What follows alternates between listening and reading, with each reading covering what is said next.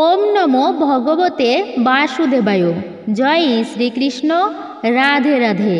নতুন বছরের প্রথম দিনে স্নান করার পর মন দিয়ে ধ্যান বা মেডিটেশন করা উচিত। তারপর নিষ্ঠা ভরে নিয়ম আচার মেনে পূজা অর্চনা করুন। নতুন বছরের শুরুতেই বাড়িতে নিয়ে আসুন এই 6টি জিনিস। মা লক্ষ্মী আপনার গৃহে স্থিত হবেন এবং প্রচুর অর্থপ্রাপ্তির শুভযোগ তৈরি হবে। নতুন বছর আপনার অত্যন্ত ভালো পার হবে। খুবই গুরুত্বপূর্ণ প্রসঙ্গ, প্রত্যেকের জানা অতি প্রয়োজন। এই পৌষ মাস থাকাকালীনই 2025 সাল। আশা করি এই 2024 সাল আপনাদের ভালো মন্দ মিশিয়ে পার হয়েছে। 2025-এ এই বছরটা যাতে আপনাদের ভালো কাটে, তাই এই নতুন বছরের শুরুতেই গৃহে নিয়ে আসুন এই বিশেষ 6টি জিনিস। ঘরের সমস্ত রকম বাস্তুদোষ দূর হবে। এরই সাথে সাথে দেবী লক্ষ্মীর আশীর্বাদ কৃপায় গৃহে ভরে উঠবে সুখ, শান্তি এবং সমৃদ্ধিতে। আপনাদের জীবনে সমস্ত বাধা বিপত্তি দূর হবে। নতুন বছরের প্রথম যে দিন সেটি অত্যন্তই গুরুত্বপূর্ণ। বলা হয় বছরের শুরুতে অন্তত পক্ষে কিছু ভালো কাজ ও পুণ্যের কাজ করতে হয়। তবে এটা শুধু যে বছরের শুরুতে ভালো কাজ বা পুণ্যের কাজ করতে হয় তা কিন্তু একদমই নয়। তবুও অনেকেই কিন্তু এটা বলে থাকে যে নতুন বছরের শুরুতে কিছু ভালো কার্য বা পুণ্যের কার্য করতে হয়। ঠিক সেরকমইভাবে বাড়িতে এমন কিছু জিনিস কিনে নিয়ে আসা উচিত বা নিয়ে আসা উচিত যার ফলে মা লক্ষ্মীও গৃহে প্রবেশ করে। আজকের ভিডিওতে এই সমস্ত প্রাসঙ্গিক বিষয় নিয়ে বিস্তারিত তুলে ধরব। নমস্কার, আমি দীপা। প্রত্যেককে স্বাগত জানাই রায়কিশোরী দীপা অর্থাৎ সনাতন ধর্মীয় তথ্যমূলক চ্যানেলে। আমি সর্বদাই চেষ্টা করি সনাতন ধর্মের সকল গুরুত্বপূর্ণ বিষয়গুলো আপনাদের সামনে উপস্থাপন করতে, শেয়ার করতে। তাই আসুন কিছুক্ষণ সময় ধৈর্য ধরে সবাই একসঙ্গে আজকের ভিডিওতে নতুন বছর প্রসঙ্গে জেনে নিই। ভিডিওটি ভালো লেগে থাকলে একটি লাইক কিন্তু করবেন। কমেন্টে ভক্তি, ভালোবাসা ও শ্রদ্ধার সহিত একটি বারের জন্য হলেও জয় মা লক্ষ্মী দেবীর জয় অথবা আপনার ইষ্ট দেবতার নামটি একটি বারের জন্য হলেও লিখে জানাবার জন্য অনুরোধ জানাচ্ছি। চ্যানেলে যদি আপনি নতুন হয়ে থাকেন তাহলে চ্যানেলটি সাবস্ক্রাইব করবেন। পাশে থাকার নোটিফিকেশন বেল বাটনটি অন করে দিবেন। পুরো ভিডিওটি অবশ্যই মনোযোগ সহকারে শ্রবণ করবেন। আশা করছি সমৃদ্ধ ও উপকৃত হবেন। তাহলে চলুন শুরু করি আজকের মূল ভিডিওটি। আমি আপনাদেরকে এই ভিডিওতে 6টি জিনিসের কথা বলবো। তবে আপনাদের যদি সম্ভব না হয় তবে 1টি 2টি এর মধ্যে থেকেই অবশ্যই নতুন বছরের প্রথম দিনে বাড়িতে নিয়ে আসুন। এর ফলে অত্যন্ত ভালো ফল পাবেন। সর্বপ্রথম যে জিনিসটি আপনাদের গৃহে নিয়ে আসার কথা বলবো আর তা হলো একটি ধাতব কচ্ছপ। বাস্তুশাস্ত্র অনুসারে ঘরে একটি ধাতব কচ্ছপ, সেটি তামা, সোনা বা রূপোর মতো ধাতু দিয়ে তৈরি হতে পারে বা পিতলের, আপনি কিনতে পারেন। আর এগুলো বাড়িতে রাখা খুবই শুভ বলে মনে করা হয়। কচ্ছপকে ভগবান বিষ্ণুর রূপ মনে করা হয়। এটা বিশ্বাস করা হয় যে সমুদ্র মন্থনের সময় ভগবান বিষ্ণু কচ্ছপের রূপ ধারণ করেছিলেন এবং মন্দাচল পর্বতকে তার পিঠে ধারণ করে। কথিত আছে যেখানে কচ্ছপ থাকে সেখানে দেবী লক্ষ্মী আসেন। কচ্ছপ রাখলে গৃহ ও পরিবেশে ইতিবাচক শক্তি বজায় থাকে। আপনাদের সামর্থ্য মতো একটি ছোট ধাতব কচ্ছপ বাড়িতে অবশ্যই নিয়ে আসবেন। এই নতুন বছরের শুরুতে কচ্ছপকে খুবই শুভ বলে মনে করা হয়। কাছে রাখলে চাকুরি এবং পরীক্ষায় সাফল্য আসে। ঘরে উপস্থিত থাকলে পরিবারকে কুনজরের হাত থেকে রক্ষা করে। পরিবারের সমস্ত সদস্যদের মধ্যে সুখ শান্তি বজায় রাখে। তবে ধাতব কচ্ছপ বাড়িতে রাখলে অবশ্যই মনে রাখবেন সেটি বাড়ির উত্তর দিকেই রাখবেন এবং সেই কচ্ছপের মুখ যেন সর্বদা পূর্বমুখী হয়। কচ্ছপ একটি পাত্রের উপর রেখে সামান্য জল দিয়ে রাখতে পারেন সেই পাত্রে এবং 3 থেকে 4 দিন বা 1 সপ্তাহ পর পর সেই জল পরিবর্তন করবেন। এতে অত্যন্ত ভালো ফল পাবেন। এরপর যে জিনিসটির কথা আপনাদেরকে বলবো গৃহে নিয়ে আসতে পারেন সেটি হচ্ছে মা লক্ষ্মীর অত্যন্ত প্রিয় একটি জিনিস। সেটি হচ্ছে গোমতী চক্র। গোমতী চক্র এটি অল্প দামেই পেয়ে যাবেন। পূজার সামগ্রী যেখানে অর্থাৎ যেসব দোকানপাটে বিক্রি হয় সেখানে খোঁজ নিলেই পাবেন। জ্যোতিষশাস্ত্রে গোমতী চক্রকে অত্যন্ত প্রয়োজনীয় পাথর হিসাবে বর্ণনা করা হয়েছে। এটি একটি বিশেষ ধরনের ছোট পাথর যা গোমতী নদীতে পাওয়া যায়। এর রঙটি সাদা এবং হালকা হালকা হলুদ। গোমতী চক্রের একটি অংশে স্বাভাবিকভাবে একটি গোলাকার বৃত্তের মতো আকৃতির উদ্ভব হয়। মনে করা হয় এই পাথর যেখানে থাকুক না কেন সেখানে সুখ ও সমৃদ্ধি বজায় থাকে। এটি মা লক্ষ্মীর অত্যন্ত প্রিয়। মায়ের মঙ্গল সামগ্রীর মধ্যেই অন্যতম একটি উপকরণ হচ্ছে এই গোমতী চক্র। এটি দিয়ে নানান রকমের উপায় করা যায়, যার ফলে জীবনের অনেক বাধা বিপত্তি থেকেও আপনারা মুক্ত হতে পারেন। 11টি গোমতী চক্র নিয়ে আসবেন।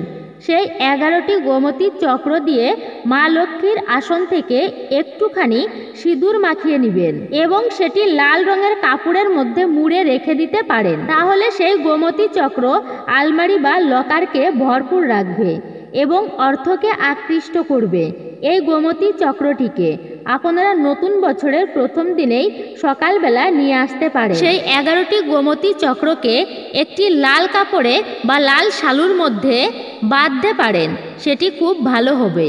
তারপরে যদি আপনি ব্যবসায়ী হন তবে তাহলে সেই স্থানেও এটি রাখতে পারেন।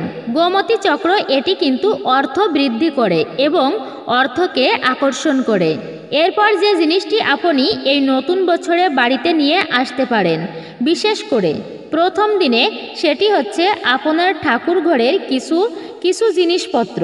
এরপর যে জিনিসটি আপনি এই নতুন বছরে বাড়িতে নিয়ে আসতে পারেন বিশেষ করে এই প্রথম দিনে, সেটি হচ্ছে আপনার ঠাকুর ঘরের কিছু জিনিসপত্র হতে পারে।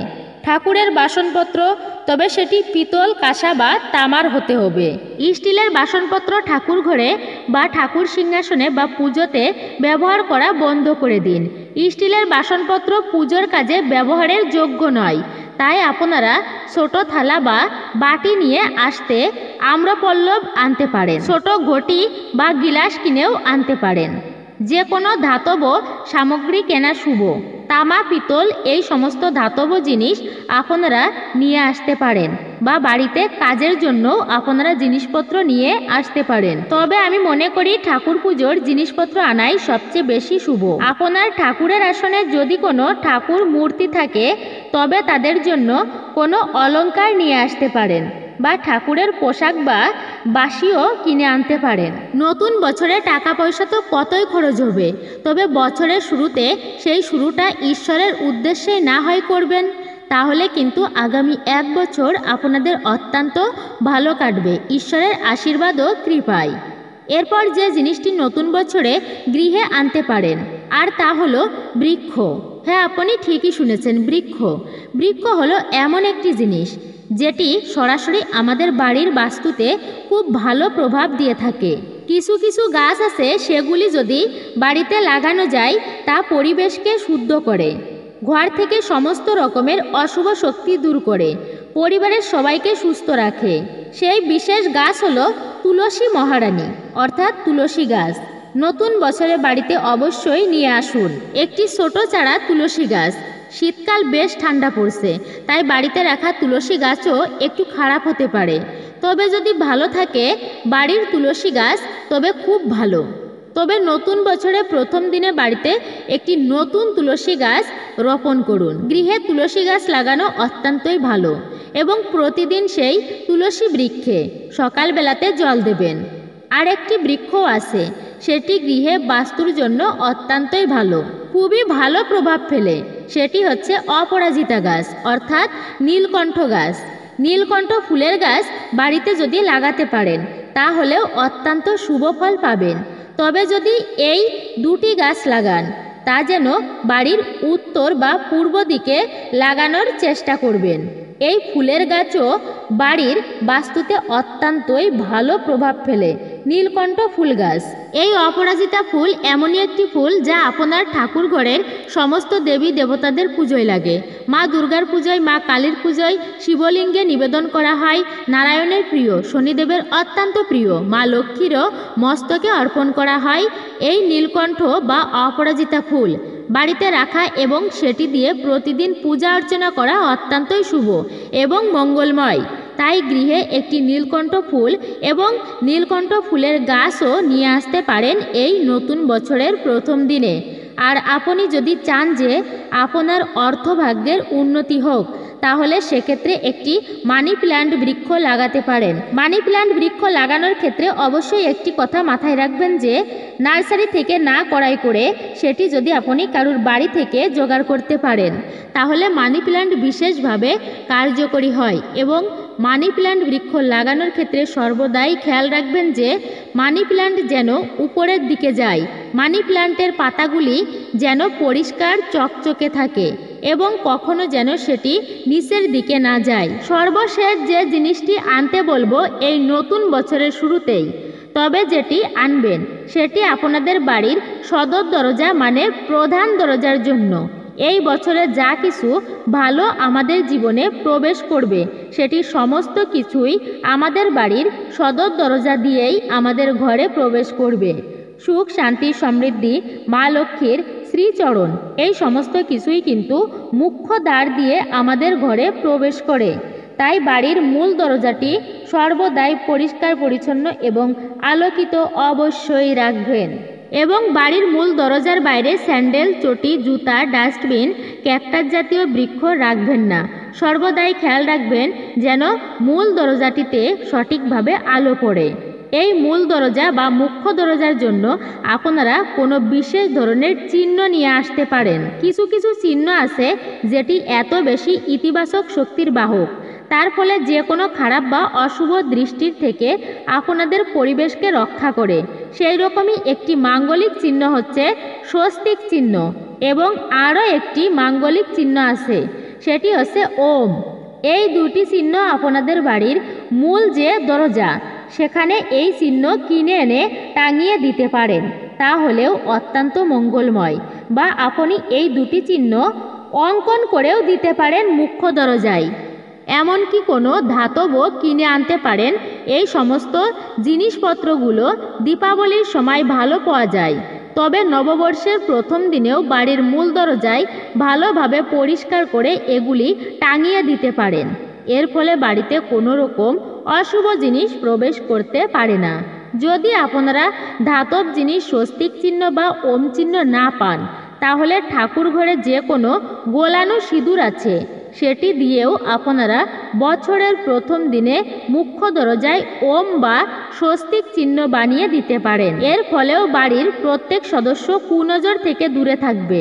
আজকের যে ভিডিও তাতে আমি বলেছি এই নতুন বছরে বাড়িতে যে সমস্ত জিনিস নিয়ে আসার কথা, তার মধ্য থেকে যদি আপনি একটি বা দুটি জিনিসও বাড়িতে আনতে পারেন এই নতুন বছরে, তাহলে এরই সাথে সাথে সুখ, শান্তি ও সমৃদ্ধি আপনার গৃহে প্রবেশ করবে। এই প্রত্যেকটি জিনিস গৃহের বাস্তুর জন্য অত্যন্তই শুভ, বাস্তুতে খুব ভালো কার্যকরী হবে। এতে মা লক্ষ্মী অত্যন্তই প্রসন্ন হবেন আপনার প্রতি। লক্ষ্মী দেবীর প্রিয় হওয়ার সাথে সাথে তার আশীর্বাদ ও কৃপা আপনাদের উপর বর্ষিত হবে। তাই নতুন বছরে অবশ্যই এই জিনিসগুলি বাড়িতে নিয়ে আসুন। পরম করুণাময় মঙ্গলময় ঈশ্বরের আশীর্বাদ সমস্ত দিনগুলি আপনাদের ভালো পার হোক, এটাই চাই। বাস্তুশাস্ত্র অনুযায়ী বাড়িতে ময়ূরের পালক রাখা খুবই শুভ বলে মনে করা হয়। আপনি নতুন বছরে এই বিশেষ দিনে বাড়িতে ময়ূরের পালক আনতে পারেন। বাস্তুমতে ময়ূরের পালক বাড়ির মন্দিরে পূর্ব দিকে বা ঈশান কোণে অর্থাৎ উত্তর পূর্ব দিকে রাখলে বাড়িতে পজিটিভ এনার্জি বৃদ্ধি পায়। বাস্তুশাস্ত্র অনুসারে বাড়িতে দক্ষিণাবর্ত শঙ্খ রাখা অত্যন্তই শুভ। আপনি বছরে দক্ষিণাবর্ত শঙ্খ বাড়িতে এনে মন্দিরে অর্থাৎ ঠাকুর ঘরে স্থাপন করতে পারেন। এটি নতুন বছরের সুখ সমৃদ্ধি বয়ে আনতে সাহায্য করে। বাড়িতে ঘোড়ার নাল আনলে নেগেটিভ এনার্জি দূরে থাকে। এটি বাড়িতে রাখলে গুড লাক আসে। এটি বাড়ির মুখ্য দরজায় লাগানো সবচেয়ে শুভ। এরপর হচ্ছে ত্রিশূল। আপনার আর্থিক সংকট কি কাটতেই চাইছে না? আর্থিক অবস্থার পরিস্থিতি উন্নতি করতে নতুন সালের প্রথম দিনে একটি ত্রিশূল কিনে বাড়িতে আনতে পারেন। নিয়ম মেনে তার পূজা অর্চনা করলে ঘরে আয় উন্নতি ও সৌভাগ্য বৃদ্ধি পায়। আপনার বাড়িতে সর্বত্রই পজিটিভিটি বজায় থাকবে। এরপর জ্যোতিষ ও বাস্তুশাস্ত্র মতে শনির আশীর্বাদ পেতে নিত্য এই গাছের পূজা করা জরুরি। বিশ্বাস করা হয় এই গাছ বাস্তুদোষ কাটিয়ে দিতে পারে। ঘরে পজিটিভ এনার্জি নিয়ে আসা লজ্জাবতী লতা। শনি দেবতার কোপ থেকে মুক্তি পাওয়ার জন্য অনেকেই বট বা অশ্বত্থ গাছের পুজো করেন। তবে মনে রাখবেন, শনিদেব লজ্জাবতী লতা গাছ বেশি পছন্দ করেন।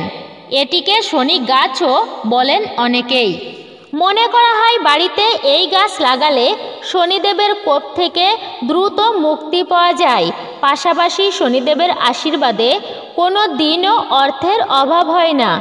লজ্জাবতী গাছ ভগবান শনির মতোই মহাদেবেরও অত্যন্ত প্রিয় গাছ। তাই এই গাছ গৃহে লাগালে অর্থের বর্ষা হতেই পারে। কোনো দিনও অর্থের সংকট হবে না। যাদের শনি হালকা তারা এই গাছের পুজো করতে পারেন।